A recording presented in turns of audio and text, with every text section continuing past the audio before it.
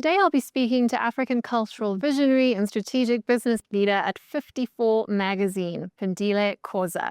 She is currently Chief Realization Officer, aka Head of Business at 54 magazine, with the mandate to curate the celebration of African culture, which she says is more than a career, it's a calling. Named after the 54 nations of Africa, the publication launched in January 2023 and is now the definitive voice for African culture on the global stage. With each quarterly issue a visual masterpiece featuring jaw-dropping editorials all produced in African countries by African creatives, celebrities, artists, and innovators. Today, we're going to explore what makes us African, redefining heritage and identity in a global context. My name is Bronwyn Williams, this is BizTrendsTV, and let's get into it. So, Phindile, tell us, who do you see driving the current cultural conversation around African identity and pride? Is it, in your estimation, creatives, academics, younger people, politicians, the older generation, online, offline? Who is actually leading this voice at this point in time? Well, I think it's actually a combination of everybody, but I think the best drivers of the conversation are definitely young people. We've got access to so many tools that enable us to have the conversations, but from a creative's perspective, they're the ones who are showcasing what that means from a visual perspective. And then from an academic point of view, they're more rigorous. There's a lot of research that goes into depth around this from a continental perspective. But I think ultimately, it's really just everyone who is in the continent or who is passionate about Africa and wants to know more about her. And I always refer to Africa as her because that's what we do from a publication perspective. But essentially, anyone who cares about Africa and wants to see her prosper is in the middle of the conversation. But the main drivers is definitely young people for sure. So another way to put that is, do you think, and of course everything's connected and everything's a dance, do you think that culture leads science and technology, or does science and technology lead the arts? It's very chicken and egg, but there has to be that start, right? What is the driving force and what is the following? I think culture is the driving force because at the end of the day, it ultimately decides our values and what we believe in and the way we do things, essentially. So as an African, there's certain things I won't do because my culture either has taught me that. For example, I'll never argue with elders, etc., because that's what my culture has taught me. And in essence, that means when I get into rooms from a corporate perspective, from a brand perspective, a partnership perspective, then there's a certain way I address conversations, essentially. So I think culture is the starting point because that's what we know and grow and learn to understand. And then science and technology comes later in life when I've sort of matured from a mental perspective and I've kind of learned more about what the world has to offer, essentially. So I think for me, it definitely is culture, for sure. I think that resonates with me. I think in general, we have to sort of speak our wishes into being before we can actualize them, before we can design the tool. But how do you feel your wishes? It all comes from home, your upbringing, the stuff that you were taught, and all of that is the foundation of our culture, irrespective of what it is to different people and how we define it. But essentially, that's the starting point. Okay, so speaking of defining and sort of speaking where we are, who we are, and where we headed into being, who is actually leading this story about who Africa is, what she is, and what she is becoming? Is it the citizens of Africa itself? And of course, that's complicated by migration. Of course, there's a melting pot of people that live here now and always have.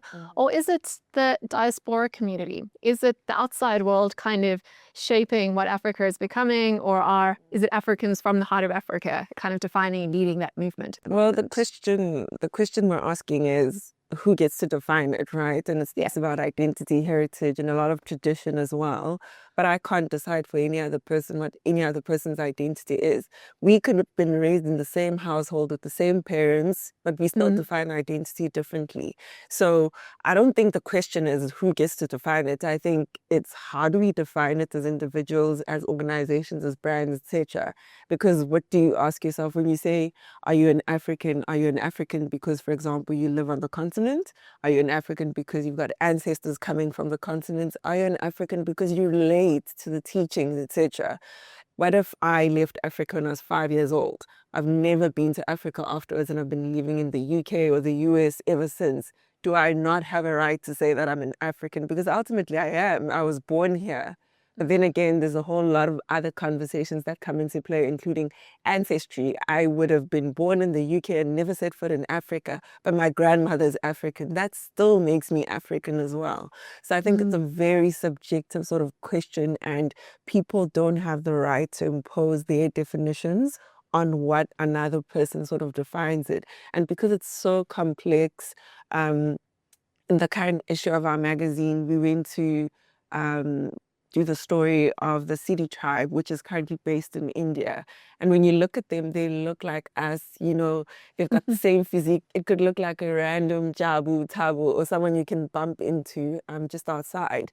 But they don't even relate to Africa from an identity perspective. You ask them, are you African or Indian? They'll always say, I'm Indian. If you listen to how they speak, they've got the head wobble that Indians have. And for me, it's so crazy because it's like, I see you and you look like me and I feel like you're family, but you don't relate to me on a personal level because you don't know what Africa is about in the same manner in which I had to do some research, etc. So I think it's very important to say that how every person or how every brand defines identity is very personal and subjective, and it's not a collective generalization thing that we need to do. It's almost like you get to tell your own story and nobody else gets to correct you because that's how you see it, essentially. Yeah, it's a beautiful perspective. But let's get real. Let's talk about some of the examples that you've seen of how African creatives, and I would include yourselves at 54 Magazine in that conversation. How are African creatives reclaiming and redefining the narrative around Africa? Well, there's two ways you can look at it. For those who are on the continents, it's always the thing of how do people perceive the continents and how do we tell the stories, essentially. So my responsibility is to make sure that African stories are told with respect and dignity, making sure that, you know, what I'm portraying and what I'm showcasing is for the benefit of either the communities or the tribes that essentially are part of what I'm trying to say. And then from a diaspora perspective is, you know, correcting people very often about the things they say from a content perspective, right? If I'm a photographer and someone is taking a photo of a specific tribe and they titling it in a specific way that's incorrect, the thing is, how do you get to say to the person, but no, this is not what the tribe stands for, or this is what the outfit actually stands for. You guys see patterns and colors, etc. But for us, it's like a whole thing where a grandmother or a bride gets to wear it because it's a sign of respect to the in-laws, etc. So I think in the creation of our collective work, whether it's a publication, whether it's images, etc., we need to make sure that we are telling the truth about what we're showcasing, but also making sure that if there's stuff out there that we don't have control over, how do we correct people and say, but hold on, I mean, I get that you've taken a photo or you are doing a movie, etc., but actually this is what this means, and it's either you're disrespecting them, etc. And then that's where education comes into play as well. But we all have a collective responsibility, no matter how small or big our platforms are, essentially. Yes. So how would you say the shift is taking place around what African identity is? And of course, you've spoken about how that's different for different people and it's hugely personal. But what's changing now? And I want to talk a little bit about the nuances there too, because even the idea of African identity is still quite homogenizing. Of course, again, your magazine is called 54. There's 54 different countries. Even those countries are arbitrary. There's so many different cultures within that. So how are we kind of holding that balance of Africanism, but at the same time not losing that individualism, and how this is not a homogenous identity? Well, I mean, that's a very tricky question to ask because it's like you've got 54 African countries, got more than 2,000 languages on the same continent. So if someone is in the diaspora, for example, am I still teaching my little ones, you know, my language, my traditions, or the same things that I've been taught when I was growing up? And then from a technological or social media perspective, it's like constantly, you know, putting out work that showcases the rawness of what our identity is like. So if our cultures say, you know, a guy is not meant to, I don't know, wear dresses or something like that, but the culture demands it, it's like also explaining to people that this is why we do the things that we do. But also there's a modern element to it because it's like traditions are evolving. You'll hear a lot of words like patriarchy, etc. today. But is it really patriarchy, or is it like us needing to or having to adapt to just the modern ways of living? Because if we look at it and are honest, the way our elders used to live back then is not almost the same that we live now. We've got access to money, we've got access to resources, we've got access to tools, and we've got access to places and travel where we can actually go and learn about our cultures intentionally. So I think it's just making sure that we take advantage of the resources that we have, but ensuring that even with the younger generation, from a teaching perspective, from a showcasing and being living examples of our identity, then we get to sort of preserve that as well. So, I mean, that's just one of the ways, but I think that's an important manner in which we can bring it all together, essentially. I like the way you talk about preserving, because like in my world where I come from, which is around sort of future studies, we always talk about sort of like the weight of the past and the pull of the future and the push of the present, and you could how Africanism or being African can fit into all those identities. Maybe it's about your heritage, maybe it's about where you are right now and how you identify right now, or maybe it's also about how you'll see yourself evolving into the future. So in that regard, what are you seeing from your lens? Obviously, you have access to a lot of different perspectives in a lot of different places. What are you seeing how that identity is evolving and leading to sort of change into the future? You mentioned a few things from the cultural piece, but maybe more from like fashion, art, storytelling. How is the idea of African culture evolving into the future, changing, extending through creative? So of course, as we said at the beginning, kind of to lead that conversation. Yeah.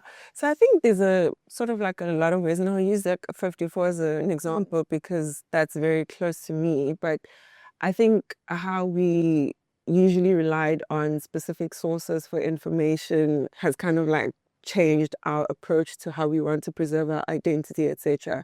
So if we look at the latest fashion right now, globally, I'll use Africa Fashion Week London last year, for example. You had a lot of like fashion designers who came in, and you've got a mix of the two. You've got the newer fashion designers who are just getting their big break, and then you've got like the older conventional fashion designers who, you know, they're used to sort of like the rodeo of the stress of fashion week, etc. But what was interesting to see was that the younger guys who are getting their big break are more hungry. There's more passion from a creativity perspective. Their ideas are more robust. They can play around with innovation a bit more.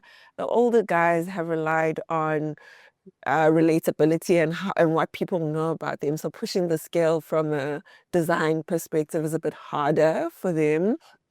And more oftentimes than not, they take advantage of a platform that they have access to. So it's like they expect almost that they'll do well just because they've done it for the past 4 or 5 years. But from a new person who's coming in for the first time, they tell themselves that, you know what, this is my big break. It's either I do it big now or I'll never get an opportunity again. And that's difference you see clearly from the runway in terms of the designs and how beautiful they are. I mean, both sides are great, but it's just that you can see that this person is more hungry from a production perspective compared to the one who's got more experience. That's just like the fashion side of things. From an art perspective, we're seeing the growth of more and more African exhibitions globally in the diaspora. In London alone, last week we had an exhibition that ran for a week around identity as well. But in the same week, I think we had over 25 galleries showcasing different African artists. And when you have a conversation with people who walk in the gallery, they'll tell you that Africans in the diaspora are struggling with coming back home because of whatever reason. So in the different places where they've settled, they've kind of like started to build communities where they can still celebrate pieces of themselves and home through their art. Just in different ways, you know, whether it's like ceramic artists, whether it's like painters, sculptors, whether it's like DJs and merging the different types of art forms as part of one exhibition. That's also another thing. And in the diaspora, it's very hard to kind of like get the resources to do an exhibition on your own. So you've got communities of people who are pooling their talents together to kind of like showcase and make an advantage out of, like the different galleries in which they work. So I think those are some of the examples or some of the changes we're seeing in terms of how, people are viewing themselves individually as artists from an identity perspective and how they build communities even outside of the continent. So there's definitely a lot of progress for sure. And you don't even have to be at home to kind of like take advantage of that as well. So, which is quite good, I think. Yeah, it's amazing about what's going on presently. But again, to sort of push into that a bit more, why do you think this conversation around African identity, culture, heritage is firstly taking center stage now? And you can see the conversation taking place not just within Africa, not just within the diaspora, but within the rest of the world. Why are people talking about it now? Not just Africans, but the whole world. And also, why is it urgent for us to address this consciously, given the same kind of context? I mean, because there's a lot of information that's out there, and I feel like in the age of social media, we're really losing ourselves as people. So I think the conversation around, identity is starting to become important because right now there's a lot of things that are, in the news. There's a lot of propaganda in the media as well. And I think people are just tired of being told what they should and shouldn't be. And they just want to go back to sort of the old ways of doing things, essentially. I think the conversation around identity has always been hard because people feel misplaced. From a travel perspective, now you can travel to more places than ever and you can work anywhere in the world. But at the same time, it's like, how many of those communities are actually welcoming to you? And identity plays a role because it's like, if you don't know how you identify and define yourself, how do you then become a part of these different communities and spaces and make your life, 10 times better? So from a trend perspective, even culture and authenticity is starting to take center stage from a conceptual creative direction perspective because people want relatability and authenticity in terms of the brands they interact with, the products they buy. And if I don't relate to it right now from an emotional buying perspective, irrespective of what that is, then I can't engage with you. I feel like you're off. And if you've got so many different brands on social media that you're scrolling and seeing every day, which one is going to pull me close? It's the one that I relate to. And that's how identity comes into play because it's like, this is how we see ourselves. This is how we define ourselves. These are the causes that matter to us. And because of that, this is why, the conversation is important because it defines everything, the type of experiences that we come up with, and the types of, I guess, spaces and innovations that will come up in the future. So I think those are some of the reasons that we can, talk about and think about as part of the reasons, I think.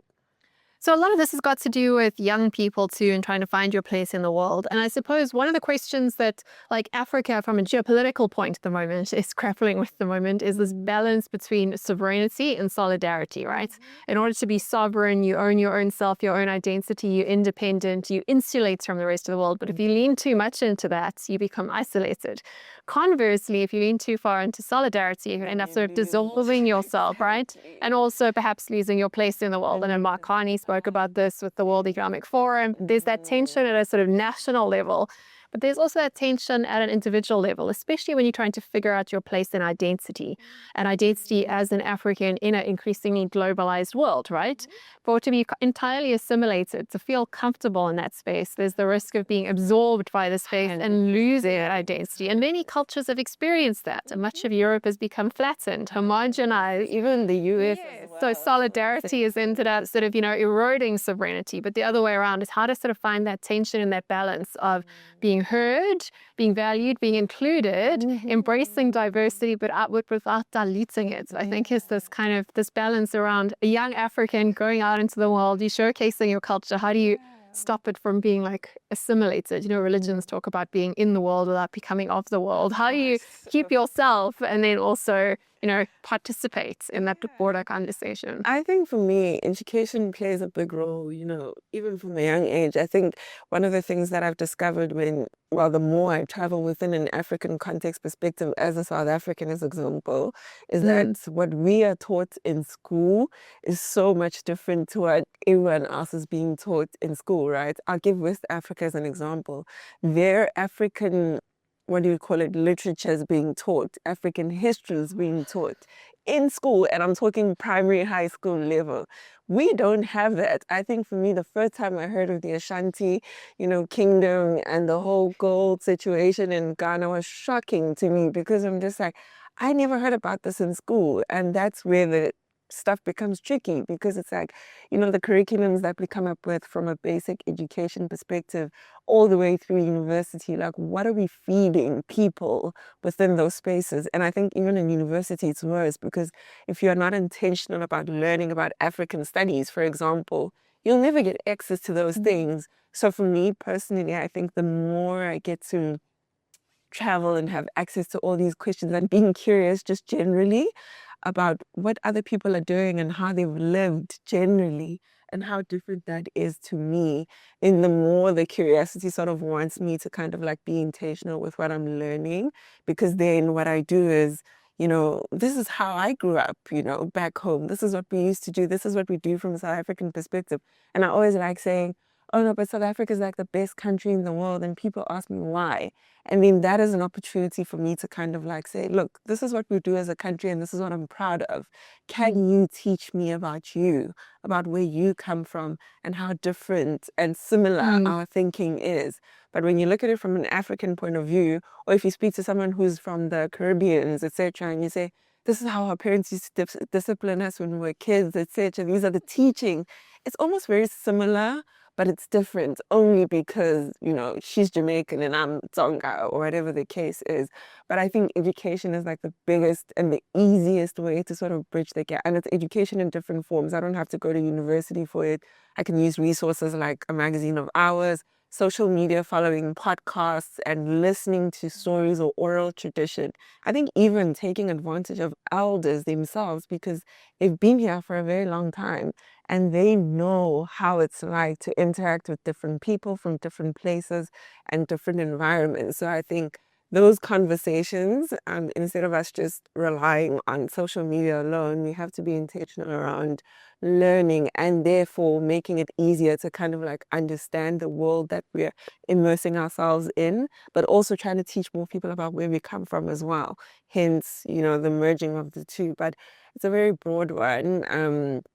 People approach it differently, but personally, that's how I play my part in sort of making sure that there's a meeting points between the two, essentially. And you could probably add more technology into that conversation. You mentioned social media, but there's a lot of other things happening in technology. Again, connecting people, but at the risk of sort of flattening things. In order to make things machine legible, often a lot of the nuance sort of falls out the cracks. So what have you seen with regards to layering technology into the cultural conversation, both in terms of its sort of dissemination and its sharing of ideas, and also some of the things that we need to be conscious or educate ourselves against sort of losing in aspects? Well, especially in the growth of AI, I mean, I don't want to bring it now, but I think it's always important to understand, first of all, what tool are you talking about from a technological perspective, the context of whatever it is that you're trying to do, and also who gets to own and tell the story as well is very important. Because then technology is a tool, it's here, it's supposed to make our lives easier. But I think something as small as generating an AI image and you want to broadcast it, for someone it's like bringing out content like that and then that's fine. But for me, it's more of, okay, you guys generated an AI image, for example, of a kente cloth. Why are you not explaining to people that this is what it means? This is what the colors mean. When you do the Adinkra symbols, this is what the symbols are. Because technology can only take you so far. But for me, the real question is, what's the context around it? And then what message are you trying to share? And also over and above that, it's like, what is the conversation that's being driven by whatever it is that we're using technology for. I mean, you've got a lot of people who use AI for a lot of things, but it's a really good tool. The only problem starts with translating, a sentence into Zulu or something, and then it just misses the whole point. So what we've got to do from an African perspective is having more African voices in those rooms where these technologies are being developed, because then what's happening is we are translating in real time and using technology to improve our lives, but also making sure that the context is correct and very respectful to whatever it is that is being shared as well. So I think it's very important, very necessary. But again, who gets to own the conversation? What is being said and what's being generated and being shared out there is very important. Yeah, that's a great point, because of course technology is very democratizing. In some ways it's very flattening, it sort of levels the playing field, but in other ways, if you don't have access to the access or the ability to translate it or to even know the access is there, still the kind of voices that end up dominating. So at the same time, it's very democratizing. It's also very concentrating. Like the biggest voices kind of win and amplify.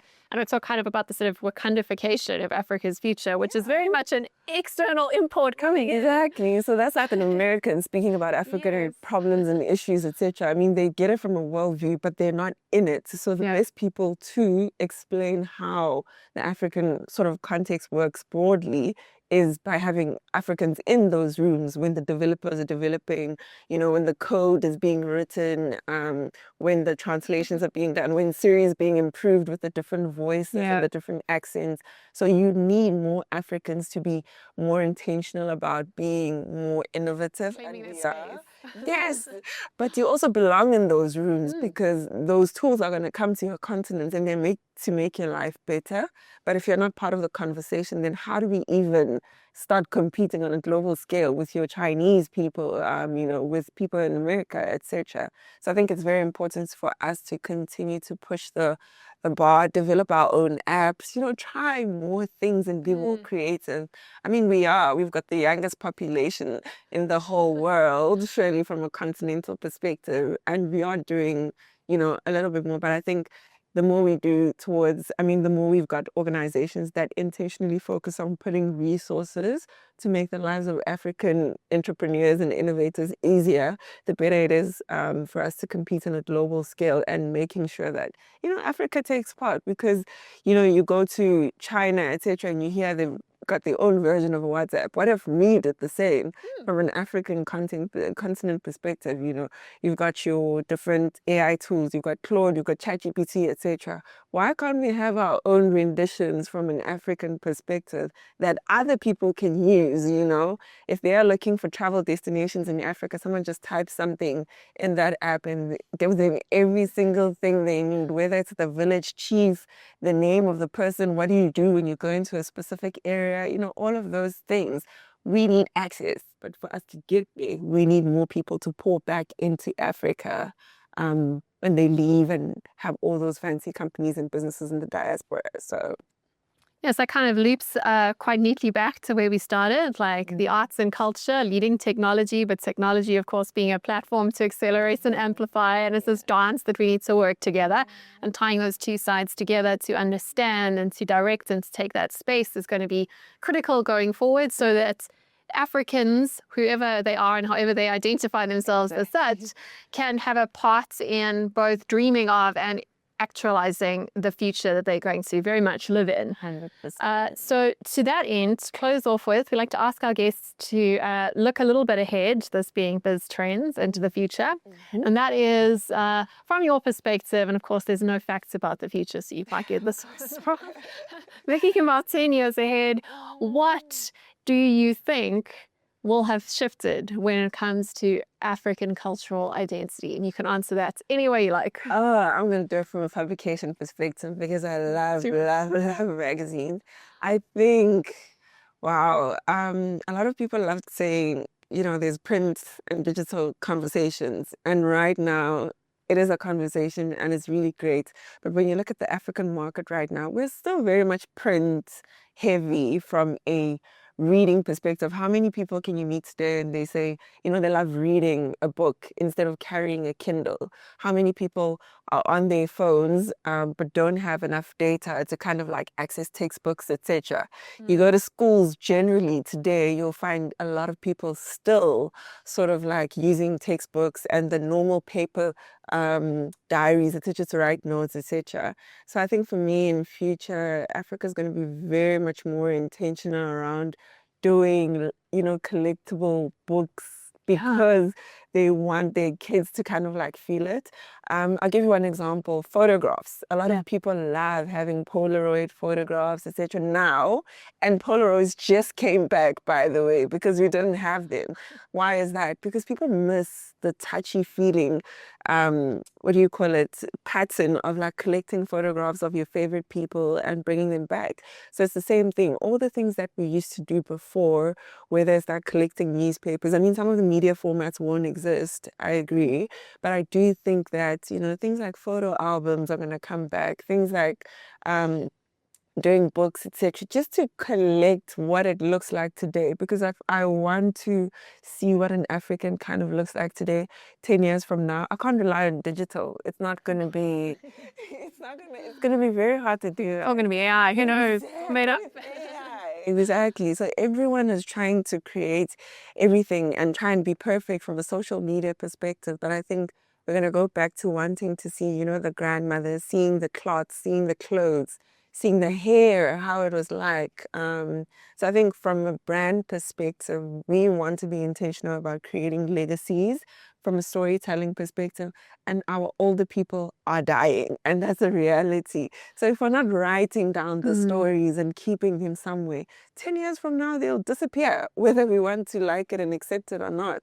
So I just think that right now, for me, what I love about what's changing is how intentional people are becoming in preserving memories, preserving stories, just so that, you know, 10 years from now, their grandchildren and grandkids can get to experience and see the life that we were living now. I don't know how hard or easy it's going to be in the next 10 years, but I do know that whatever the present looks like, it still needs to be someone's legacy tomorrow. So we have to be very intentional around how we preserve it, whether it's a book, whether it's a DVD, whether it's a video cassette that I'm doing, whether it's like an what are they called, projector thing that I can do for Slides.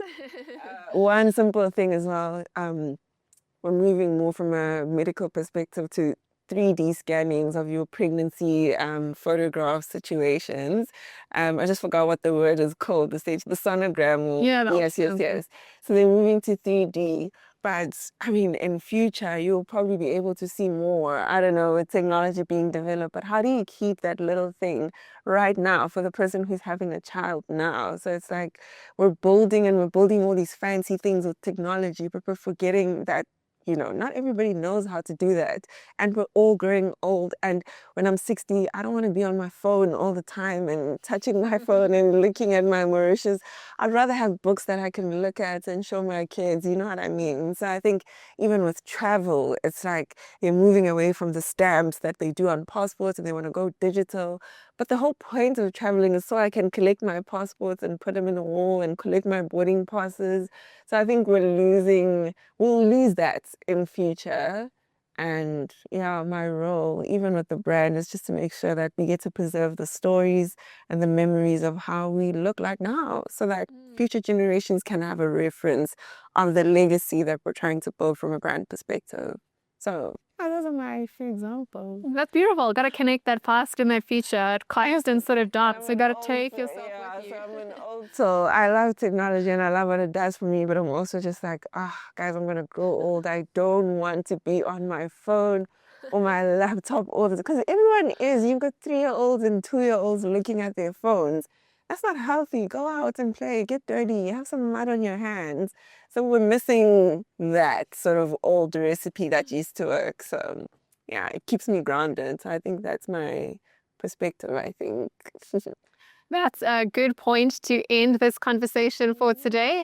Thank you very much to Phindile Khoza, Chief Realization Officer at 54 Magazine, sharing her insights on how African culture, identity, and creativity continue to evolve and connect people across borders, Even the somewhat sketchy ones history drew for us. And through platforms like 54 Mag, we're reminded that Africa's story is not just rich and complex, but also deeply influential of the global future cultural stage. From fashion and art to storytelling and heritage, this continent continues to redefine itself in powerful and inspiring ways. Phindile, thank you so much for joining us and for the important work you're doing to celebrate and elevate African voices past and present around the world.